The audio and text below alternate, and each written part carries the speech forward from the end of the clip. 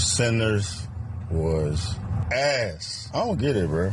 You would represent the black woman in that regard, this big fat black girl, but then have the white girl, the pretty white girl, the pretty motherfucker, and she's the reason why everybody got fucked up. I didn't even know a review this embarrassing, anti-black, and just wrong even existed until my live stream the other night. We're gonna take everything that we know to date, and then I'm gonna play a clip from his Sinners review. Bro, why would you have this big black fat girl be the representation of the black savior woman? Wait, yo, oh my God. You never saw it? And of course it came from Stevie Knight. Coon, bootlicker, coconut, Uncle Tom, sellout. Now, there are two things I've always loved. That's black films and horror films. I grew up watching Spike Lee joints, Freddy, Jason, and Candyman equally. So Sinners, to me, is a cinematic masterpiece. A historical dive into the Deep South, a time when KKK was still a real threat. Prohibition was turning gangsters into millionaires. And black folks weren't enslaved anymore, but weren't really free because they were still trapped in the cotton fields as sharecroppers. With Ryan Coogler, one of the greatest directors of our generation behind the camera, the same man who gave us my favorite and one of the most iconic Marvel villains ever. Killed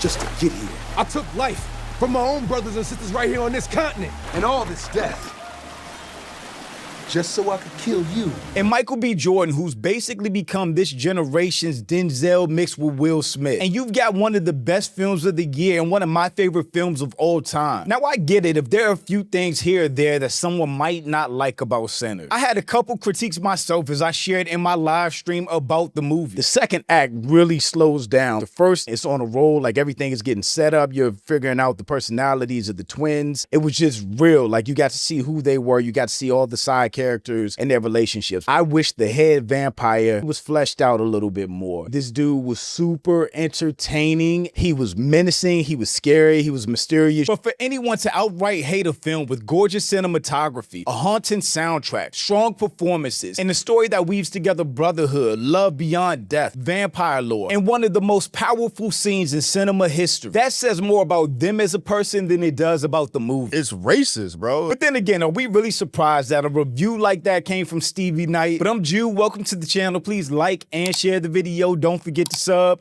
Now, let's get into it. After watching that clip that I shared from the live stream, I had to go back and watch this full review. Even the title, Sinners is Trash, is crazy. I went to go see The Sinners last night. Trash. Hey, so disappointed. Sinners was ass. I don't get it, bro. I wonder, does his interracial relationship play a part in how much he didn't like the movie? Because Haley Steinfeld, who's mixed in real life, I think she's Jewish, black, and Filipino, played Mary in the film, who really ended up being one of the ways that the vampires ended up getting into the juke joint, which I would assume for a lot of viewers, they wouldn't like Mary because of that. But we get it. We get it. But it was made for a reason. It was made for black people. But that movie was fucking trash. I'm so disappointed. That movie was butt cheap. Yeah, and then why y'all gassed it? Gas. That movie for was... what? It was not good. And we thought we was the only ones, but then I went to the bathroom and I was talking to bros that just watched it, and they was confused as shit. That's absolute cap. There was nothing confusing about that movie. And even if they said they didn't like the movie, fair enough. Films are subjective, just like music is. Not everyone likes the same things. But to call a movie that amazing, that well-reviewed trash is just crazy. Well, I don't want to come across as I'm hating, bruh, but then this just tanked. As far as I'm concerned, I'm about 98% on Rotten Tomatoes, 8.3 on IMDb, and then on top of it, bro, like I am a horror movie lover, dog. It's my favorite genre of movies, bro, and it's vampires on top of it, and I'm a vampire enthusiast from the 30 Days and Nights to hell, the Blades, bro, Underworld, Let Me In.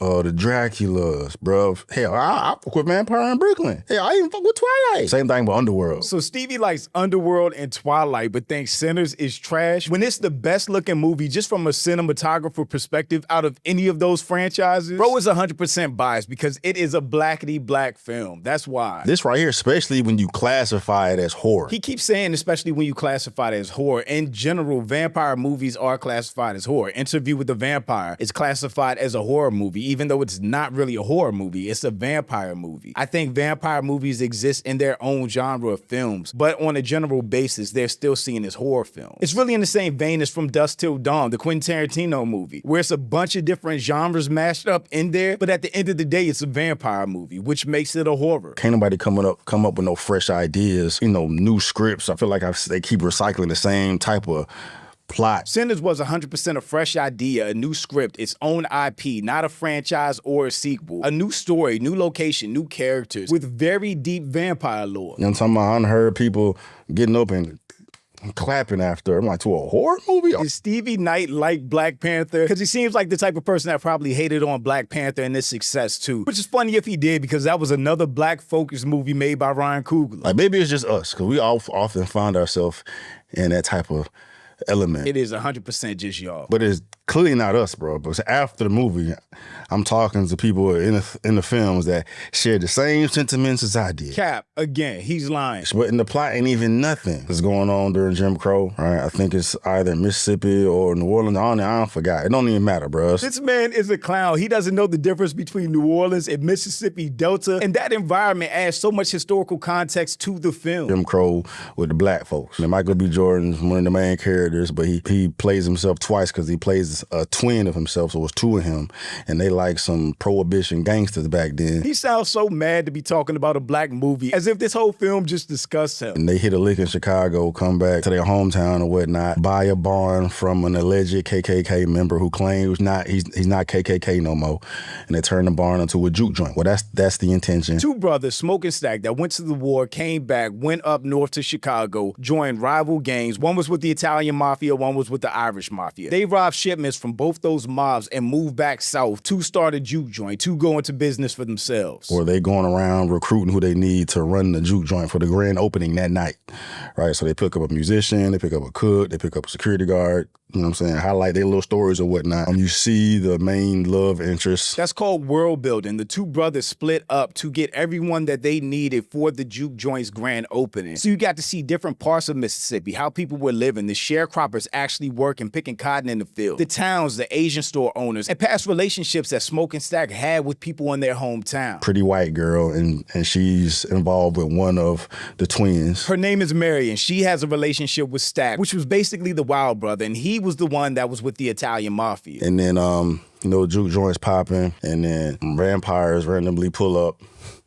They just randomly pull up. He sucks. Vampires don't randomly pull up. At another scene, we see a vampire fleeing for his life, going to a shack, being chased by Native Americans. He gets into the shack, kills the owners of the shack, and with this vampire lore, he learns their memories. So he knows Smoke and Stack bought this property to start a juke joint, which was going to be the grand opening. And because he knows those memories, those two in that shack were KKK members, and they were going to join up and come back and kill everybody in that shack at the end of the night. So the head vampire Remick goes to that shack because he knows there'll be music there, he knows there'll be people there. Eventually the vampires pull up to the juke joint, want to get in, right? Eventually the black folks and the vampires bump heads.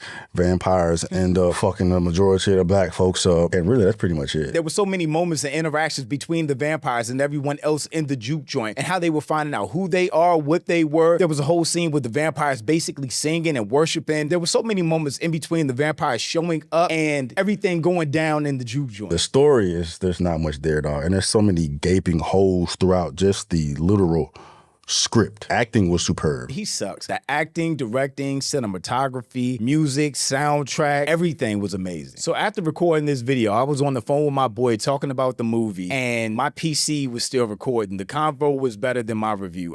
Anything was better than that review. Because what he was saying so far was trash. What made you guys think that the movie was trash? Man, that's just ass, bro. How? In what regard? I don't know why he's friends with Stevie Knight. As far as executing a horror film, including vampires, they dropped the entire ball on that. Yeah, no, I told you that. Remember, I said it's not about the vampires. I know it's not about the vampires, but if we're going to use vampires, you got to do it right. Do it right in what regard, and how did they drop the ball? Because it had very important vampire lore in there that I wish we got to see even more of. Even with Remick, there was a lot of vampire lore there, especially old school vampire lore, where after you get bitten, all of them are connected with their thoughts like like a hive mind. Religious stuff didn't hurt them, but the steak and garlic and stuff like that still did. One of the old school rules that I really liked about this movie, vampire-wise, is they couldn't just go into a house or somewhere else to kill somebody. They literally had to be invited in, which is a super old school vampire rule. So I think there was a lot of lore and a lot of stuff to like just when it came to the vampires. When Michael B. Jordan and his vampire brother, twins, are fighting, that don't happen in the vampire world, bro. You can't have hand-to-hand combat with no vampire, bro. He'll rip your fucking arms off and shove them up your ass. That shit wasn't believable. It was very clear the whole movie that Stack did not want to hurt his brother Smoke. Just like Stack and Mary were emotional and hurt after Smoke killed Annie after she was bitten because they wanted them to join. And if those are the rules that you're standing by, then again, I guess you're saying From Dusk Till Dawn was a bad movie and didn't make sense because they had a whole standoff in that movie where the humans fought the vampires. Girl crying because her husband out there knowing there's a bunch of vampires out there and she invites all the vampires in. Like, that shit was fucking goof true. I think everybody agrees that they didn't like that specific part of the movie, but you can even understand why Grace, I think that was her name, did it. Because Remick said that they were going to go through town and kill her daughter, which she didn't want to happen. But I still hated that part of the movie too, even though it makes sense in the film. How they just dropped the white guy just randomly, like he running through a field and goes to this house. Like they didn't provide no backstory. It's just like they needed a random vampire to pop up to get the story going. I actually agree with Stevie on that part. I said before, Remick was one of my favorite characters in the movie. And I really wanted to learn more about Remick, how he got to the U.S., what happened in Ireland, because it was a colonized country. I just wanted to know so much more about him. And I would have liked some more background about how he got to where he was, how the Native Americans ended up knowing what he was and tracking him down to try to kill him. Flashbacks or anything like that, I would have appreciated. And then the fucking Indians just, that was... Native Americans were chasing him, were chasing him to kill him because... Remember, Native Americans were hunters of the vampires. Yeah, but that was it. They just had them in there for 2 seconds. And then if the Indians are there... They were going to show back up during the... But they didn't. And then you're not going to tell the bitch that there's a vampire in the crib? You're going to just let her fucking get killed? That sun was going down. I think they were trying to save themselves in that moment. But I also agree with that point. It would have been nice if the Native Americans, since they were there at the beginning and knew what Remick was, if they would have came back at the end somehow to try to help the people in the juke joint. I didn't know how woke this shit was until after I read about all the double meanings and shit, dog. But once I realized what the fuck the movie was about, it's just like a woke propaganda piece. A woke propaganda piece is crazy work. He clearly doesn't know who Ryan Coogler is, who has just been pro-black his whole entire career. If that's what Stevie calls woke, which we all know what Stevie stands for by this point, maybe he just calls pro-blackness woke. What was woke about it? Because if the meaning behind the movie is the vampires are irrelevant. The vampire is the metaphor for white people appropriating black culture. I guess you can definitely draw that conclusion if you want to, but again, I wouldn't call that woke as much as calling out something that happens all the time. The black people are in the juke joint having a black time. It's black owned. We having a good time. This is our shit. And then they playing the music, which attracts the vampires, which is also the white people, and they want to get in and get down with the black folks, but the black folks don't let them. They eventually get in and they take over. So it's like the white people taking over black spaces. Yeah, that's not what happened in the movie at all. And really, I think the movie was more about family, relationships, love, what black people have to go through, because even in the end credits of the movie still ties back to that. The last time I seen my brother was the last time I seen the son, and just for a little while we were free, or however he said. It all ties back to love and black experience. Right, that's why they try to emphasize how important music is, specifically to black people, where they had that scene where Buddy's going crazy playing the blues, and they show like how powerful it is, and you see how the future, and you see the past, and how it was rooted in our DNA and all that. They're trying to show how powerful music is to the black culture to emphasize that point. You like that scene at least, how they meshed all the musics together and stuff? No. That was one of the greatest scenes and moments in cinematic history. For him to not like that scene says so much, not only about him and his taste in movies or music, but his perspective on blackness. I don't think there's any way that you can see that scene and not feel an emotion and be attached to it. Because for so many generations, music has been a through line for black people, for the black community. It's in our DNA. So to go from jazz to rock, funk, R&B, rap to where we are today, and you have to respect that moment and seeing all those different generations and different cultures all mesh in one place and one single shot throughout, that was so beautiful. Did you read this woke stuff before you went? No, after. His friend said, But that's why the movie's so appealing to the black community specifically, is because they're purporting this message behind it about culture vulture, white appropriation, and how white people are just, you know, vampires sucking black energy. I don't know who got that from that movie. That was not my takeaway from the movie at all. I didn't hear anybody else saying that the vampires represented white culture taking over black culture and black spaces. There was no plot. Like, okay, what the fuck did I just watch? There were so many different layers of the plot. From the brothers returning home after robbing 2 mobs in Chicago, to them meeting back up with old love, Smoke discussing his daughter that was lost, them trying to go into business for themselves as black men in the South, the KKK being an ongoing threat throughout, them actually starting the juke joint and not making any money because those sharecroppers didn't make money. They were paying with like wooden coins or something like that. So the brothers were gonna go broke anyway. Then you have the whole vampire aspect where Remick, I don't know if he was the last vampire, but he was the only one that we saw alone being hunted. And after he found that juke joint and turned so many people in there, he basically was talking about taking over the town and then the country. But I haven't even talked about Sammy yet and his relationship or decision between church and secular music, which is a decision that a lot of black musicians and artists and singers had to make throughout time, especially early on, where once they started making secular music, the church turned their backs on them because they looked at them as sinners, just like how everyone in the juke joint was looked at as sinners by the rest of black society. And then the whole shootout at the end was fucking whack. It was like,